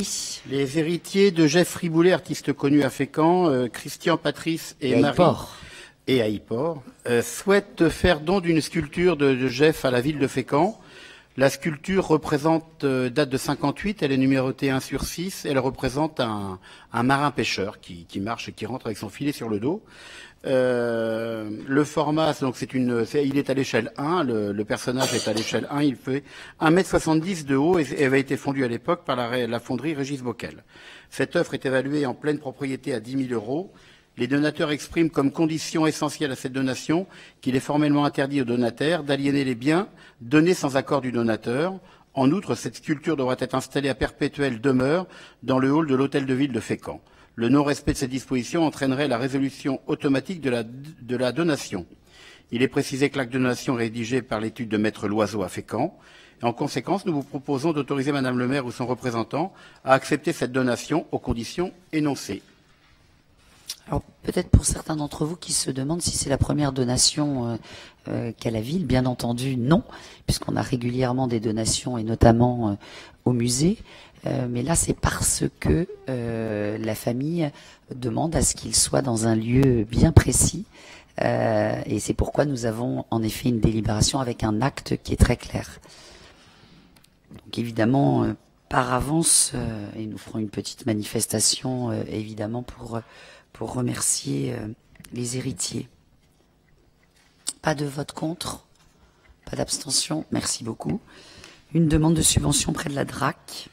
Oui, enfin c'est pour surtout autoriser Madame le maire à demander des subventions auprès de la DRAC, puisque comme tous les ans, la DRAC subventionne certaines activités et au titre de la bibliothèque, la saison culturelle 2019 nous permettrait là encore de demander, puisque la DRAC pourrait être sollicitée pour sur les 27 rendez-vous que l'on a planifiés pour l'an prochain au niveau de la bibliothèque, les rendez-vous suivants pourraient être bénéficiaires d'une subvention. Je vais les énumérer assez rapidement. La nuit de la lecture, qui est un concept national, le printemps des poètes, l'accueil d'un illustrateur ou illustratrice de jeunesse, des rencontres dédicaces avec Laurent Audouin qui vient encore signer un nouveau chapitre au chapitre de ses aventures, le printemps des familles, le conte à croc, les petits contes pour petits et les 12 mois de Noël. Afin de mener à bien ce projet, nous vous demandons de bien vouloir autoriser donc Madame le maire ou son représentant à solliciter la Direction régionale des affaires culturelles pour obtenir une subvention d'un montant le plus élevé possible accordé pour la programmation culturelle 2019 de la bibliothèque municipale. Vous êtes invité à en délibérer. Est-ce qu'il y a des questions sur cette délibération? Pas de vote contre, pas d'abstention. Merci beaucoup. L'acquisition d'un pastel et un tableau, pardon. Voilà. Donc le musée, depuis son ouverture, est l'objet de nombreuses sollicitations. Là, ce sont deux galeristes qui nous ont approchés. Un premier pour un pastel de Prince. Vous allez dire encore un pastel de Prince, mais il faut savoir que Prince est certainement le plus grand des pastellistes de l'époque impressionniste. Et donc, ce serait un pastel intitulé Paysage au rocher qui a été fait à Fécamp. Donc le prix serait de 2800 €. Et une autre œuvre qui nous est proposée, signée Eugène Le Poitvin. Alors Eugène Le Poitvin, on avait eu l'an dernier un petit dessin d'Eugène Le Poitvin qui était une étude sur une mise au bain à Étretat. Et sur cette étude, le tableau original a disparu, il était collection de l'empereur Napoléon III. Mais sur ce petit dessin, on avait notamment un jeune baigneur qui a été identifié comme étant Guy de Maupassant. Là, il s'agit d'un tableau de Le Poitvin qui s'intitule La pêche aux guillemots, enfin la chasse aux guillemots. Alors il faut savoir qu'il y avait un rocher non loin de Étigues sur lequel il y avait des guillemots et des macareux à l'époque, enfin au XIXe siècle. Les gens allaient les chasser depuis la mer dans des barques. Ces oiseaux ont disparu aujourd'hui malheureusement et il nous resterait éventuellement ce tableau. Donc le prix de ce tableau est de 13 000 et je vous demande de débattre, savoir si vous autorisez Madame le maire à solliciter tout d'abord l'avis de la commission scientifique régionale d'acquisition des musées de France et de procéder enfin à l'acquisition de ces œuvres au bénéfice des collections du musée, donc pour la somme totale de 15 800 € et d'autoriser bien sûr derrière Madame le maire ou son représentant à solliciter les subventions qui peuvent être accordées dans ce cas-là, toute participation extérieure et enfin signer toutes les pièces relatives à ce dossier. Vous êtes invité à en délibérer. Est-ce qu'il y a des questions? Oui, je trouve ça tout à fait sympathique et intéressant. Mais est-ce qu'il est pertinent que ce soit le galeriste qui vend les tableaux qui vous les propose? Est-ce que vous avez fait faire une estimation un peu plus indépendante que celle du vendeur? Parce que alors, oui, on se base aussi sur la cote du marché de l'or, la commission Hakoun, etc., etc. Et donc tout ça est quand même suivi. Oui. Concernant le premier pastel, ce galériste en avait un deuxième de Prince qui lui était à 10 000 €. Si vous voulez tout savoir, le prix du Poitvin, le Poitvin, on est dans les ordres de prix tout à fait honorable. On est même en limite en fourchette basse pour un Le Poitvin. Quant à Prince, 2008, pour un pastel de cette qualité, c'est également tout à fait dans les normes.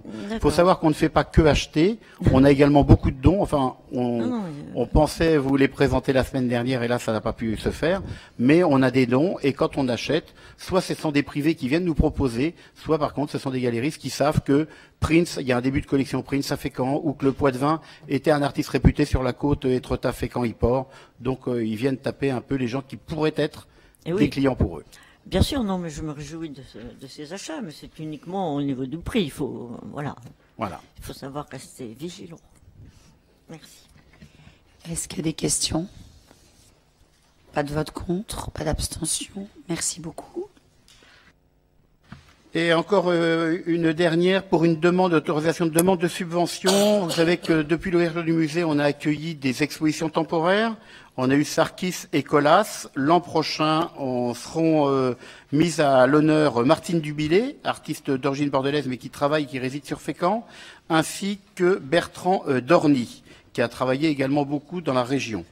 Dans cette recherche, pour les deux expositions, le musée des pêcheries de Fécamp poursuit son ouverture vers l'art contemporain et nous allons demander à l'État ou à la région des subventions. Nous demandons autoriser Madame le maire à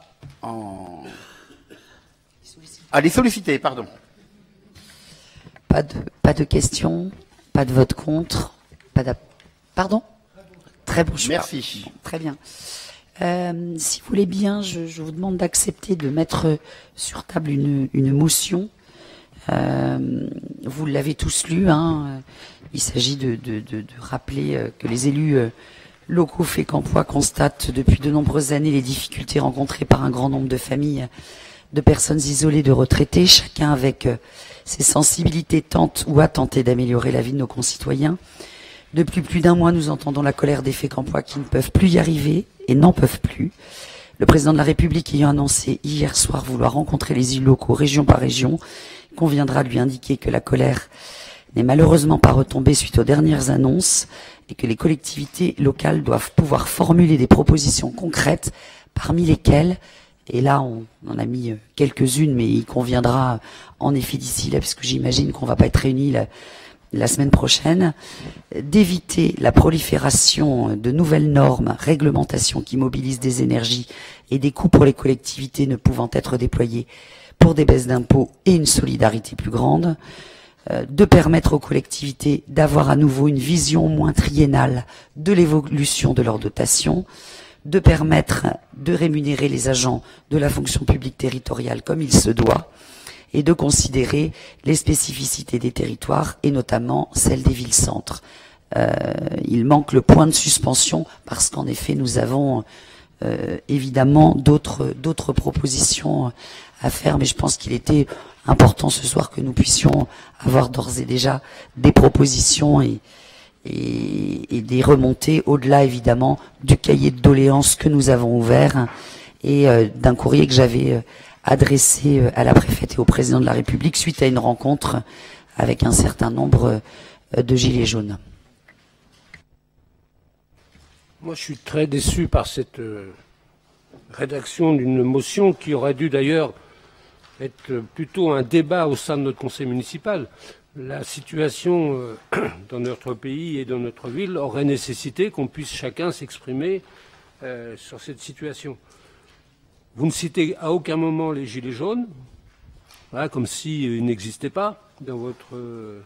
Deuxièmement, encore une fois, vous citez à peine les personnes qui, au quotidien, se battent pour améliorer la situation des personnes. Je veux ici parler des Restos du Cœur, des secours populaires, des associations, secours catholiques, qui, elles aussi, œuvrent beaucoup pour que certains de nos concitoyens aillent mieux. Donc moi, il y a beaucoup d'oubli. Hein. Je pense que moi, je ne pourrais pas voter cette motion en l'état. Et en plus, il y a des erreurs manifestes. Les collectivités ne pouvant être déployées pour des baisses d'impôts. Je regrette, les collectivités disposent toujours de la capacité de baisser leur taux. ils ont encore ce pouvoir. Ils ont encore ce pouvoir de décision. Un conseil municipal peut très bien, à l'occasion du budget, changer ces taux. Vous n'évoquez pas les taxes émises par la collectivité.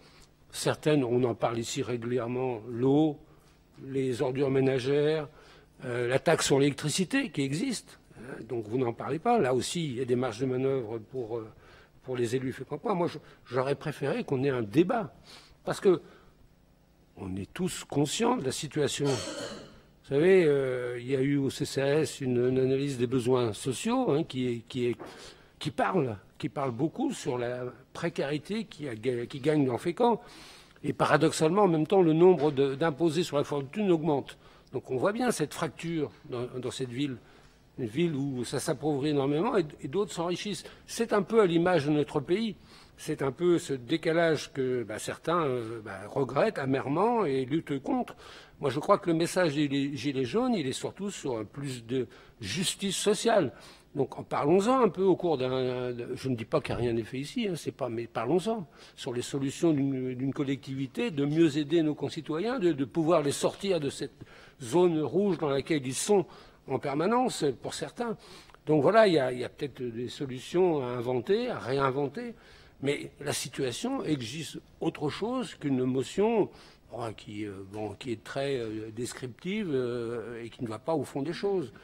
Une fois, moi je regrette qu'on n'ait pas pris le temps de nous concerter, de parler et d'évoquer. On a sans doute tous, au sein de nos propres visions, des solutions à apporter. Allez-y, madame. Non, Madame le maire, avez-vous une idée de l'époque à laquelle vous, dans le cadre de la région, vous pourrez rencontrer le président de la République parce que ce que vient de dire Monsieur Jeanne n'est pas faux, donc on aura peut-être le temps de reparler de tout ça et de mettre les choses au clair. C'est ce que je viens de dire, hein, que c'était simplement un début d'introduction au débat. Donc c'est un début. Et je n'ai aucune idée puisque l'Élysée ne m'a pas appelé cette nuit pour me dire à quelle date ça date d'hier soir. Hein, donc je ne sais pas du tout. Non, plus sérieusement, évidemment que je ne sais pas. Monsieur Jeanne, je suis quand même vraiment étonné que sur, certes, une motion dont je prends le soin de dire que ce sont que quelques propositions, que vous cherchiez à polémiquer sur ce sujet-là. Oui, si, vous cherchez à polémiquer puisque vous nous avez déjà présenté des motions. Donc vous dites qu'elle n'est pas suffisamment ci, suffisamment ça, mais pourquoi vous ne m'avez pas présenté une motion il y a 2 ou 3 jours? Vous l'avez déjà fait non, mais vous sur avez des déjà thèmes, connu dans votre vie d'élu une situation dans laquelle le pays est. Vous avez déjà connu ça? Non, c'est pour ça que c'est bien pour ça qu'il y a une motion. C'est bien. Mais pourquoi vous l'avez pas fait alors que lors du dernier conseil municipal, vous avez déposé une motion. Si vous vous rendez compte de la situation, pourquoi vous n'en avez pas déposé là aussi? Donc je trouve que, alors que ça mérite autre chose qu'une motion, je dis pas autre chose.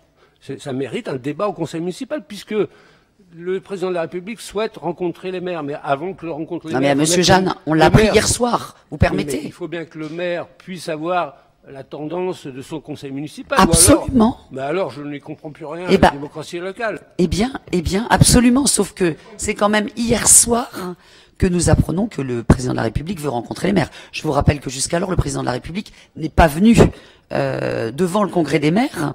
Donc c'est quand même une surprise pour nous de savoir qu'il veut nous venir à notre rencontre région par région. On s'en réjouit.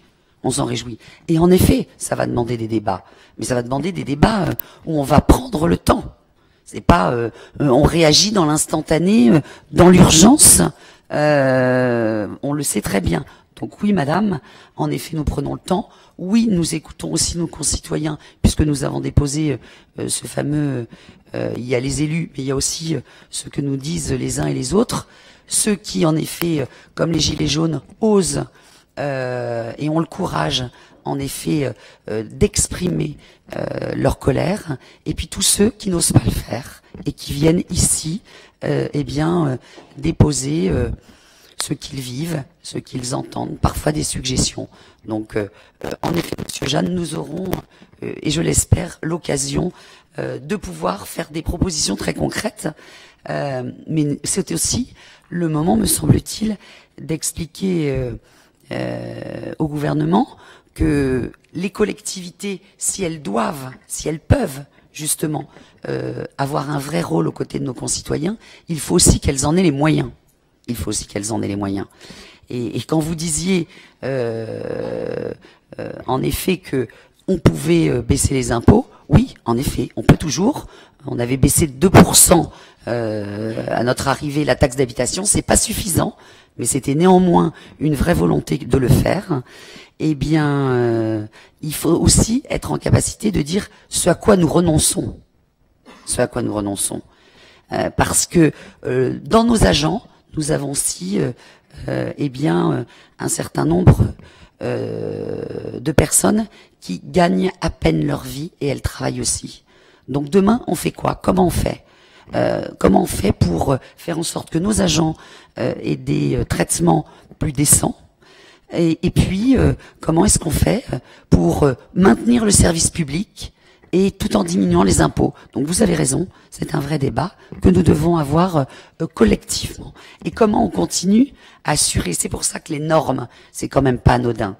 Parce que moi, ce que j'entends souvent, et je le comprends, c'est qu'on a des Fécampois, et beaucoup plus largement, des Français, qui nous disent, attendez, on comprend pas, les taxes, les impôts augmentent depuis des années et des années, régulièrement, et on voit moins de services publics, on voit de plus en plus de pauvres, alors où va l'argent?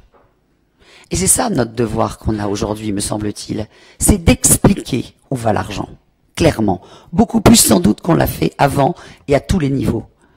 Et en effet, avec nos concitoyens, eh bien on choisira ce à quoi nous renonçons. Est-ce que ça va être sur les associations? Est-ce que ça va être sur les investissements? Est-ce que ça va être sur la sécurisation? Est-ce que ce sera sur les animations? Il faudra qu'en effet on fasse des choix. C'est sans doute aussi, pour moi, un moment extrêmement important où on peut tout remettre à plat et choisir ensemble quels sont, encore une fois, les choix politiques que nous voulons et que nous entendons. Pour cela, il faut quand même qu'on ait un peu de marge de manœuvre et qu'on nous dise pas simplement « vous devez être là-dessus ». Parce qu'aujourd'hui, qu'est-ce qui se passe? Quand on n'est pas content du désengagement depuis quelques années sur certaines politiques, je vais vous prendre un exemple qui, je sais, tient très à cœur Dominique Tessier, l'hébergement d'urgence. On voit bien que sur l'hébergement d'urgence, au-delà des annonces qui sont faites, concrètement, les élus locaux, les élus Fécampois, eux, ils sont confrontés, on nous dit, il y a le 115, il faut que vous appeliez le 115, et puis vous pourrez trouver des places pour loger les concitoyens qui sont dehors. Mais sauf que ici, il n'y a personne qui veut aller au Havre. C'est ça la réalité concrètement. C'est que donc, on est obligé de trouver des solutions, nous, les élus locaux, et avec l'argent public, alors que c'est une responsabilité de l'État, nous le faisons. Et donc moi, je veux qu'on reprenne tout. Là, c'était simplement un exemple, mais je veux qu'on reprenne tout ce que nous faisons au quotidien pour nos concitoyens, au nom d'autres collectivités ou de l'État. C'est ça la réalité. Et c'est ça qu'il faudra, en effet, que l'on débatte, et je m'y engage, en effet, dès la rentrée, ou peut-être même avant, si on a d'autres éléments, en effet, sur une concertation, il faudra que nous lions à tous les niveaux. Et encore une fois, évidemment avec les élus, puisque moi je suis très attachée, comme vous tous, je l'imagine autour de cette table, à la représentativité des élus, évidemment, mais nous savons aujourd'hui que nous devons tenir compte également de ce que pensent nos concitoyens. Alors, encore une fois, moi je ne souhaite pas polémiquer, je vous dis simplement que la situation nécessite un débat. Vous venez de me donner acte que cette situation... Sur la motion, encore une fois, elle existe, elle est là, moi je considère qu'elle n'est pas complète. Ben voilà. Donc c'est marqué parmi lesquels, voilà, avec des points de suspension. Donc en effet, la vocation c'est pas d'être complète, c'était de pouvoir échanger. Mais... Vous nous dites on fait pas de débat, on fait une motion C'est une forme de débat. Enfin, on a toujours débattu avec des motions, Monsieur Jeanne. Toujours. Une motion qui ne cite même pas le mouvement des Gilets jaunes, qui était quand même... L'air de Fécampoix. Il y a les organisations syndicales dedans. Il y a des personnes qui sont aujourd'hui sur les ronds-points, qui se dévouent, effectivement, pour essayer d'améliorer. Voilà. Évidemment, les organisations syndicales aussi qui nous ont saisi, des associations. Ça pourrait être cité dans le, dans le texte. Oui. Comment? Justement, beaucoup de gens se sentent oubliés, c'est bien ce qu'on dit. Voilà. C'est ça, c'était l'idée. Oui. Et vous avez vu qu'en plus, on avait pris le soin de dire que les uns et les autres tentaient tout de même d'améliorer les choses. Donc il n'y avait franchement aucun esprit polémique et au contraire plutôt très rassembleur. Je suis un peu surprise. Oui, on peut toujours faire mieux. Et je vous dis, vous auriez pu aussi nous proposer, comme vous l'avez fait à plusieurs reprises, une motion ce soir.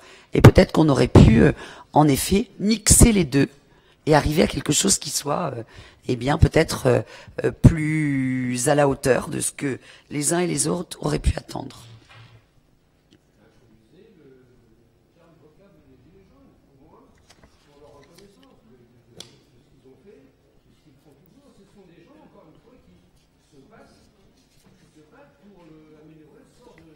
Non mais attendez, quand nous entendons la colère des Gilets jaunes. Moi ça me gêne pas du tout. Voilà. Il y a aucun sujet. Enfin une proposition. Merci. Donc il y a aucun sujet. La colère de Fécampoix et notamment des Gilets jaunes. Bien sûr. Sans ce mouvement-là, aujourd'hui, on parlerait de rien. Mais comme on parle de rien depuis 30 ans, Monsieur Jeanne. Voilà. Ah mais non, mais revenez pas encore, je dis... Attendez, tous notre part, bien sûr qu'on a tous notre part. On a tous notre part. Mais on en est conscient. C'est pour ça qu'on peut avoir un débat fructueux. Oui, et donc, quand vous disiez au début, je trouve que c'est pas du tout à la hauteur ou je sais pas quoi, je trouve que c'était pas parce que il manque le mot. Donc, en effet, il n'y a aucun sujet et on rajoute la colère de Fécampoix et notamment des Gilets jaunes. Voilà. Et donc là, vous la votez. Oui. Bon, très bien. Et bien donc, je suis heureuse que pour ceux qui combattent, nous soyons capables, en effet, de nous mettre tous d'accord et dans l'attente de propositions concrètes et de débats que nous pourrons avoir avec leurs propositions. Vous remercier, vous souhaiter de bonnes fêtes de fin d'année, vous dire que le prochain conseil municipal aura lieu le 11 mars 2019 à 18h30.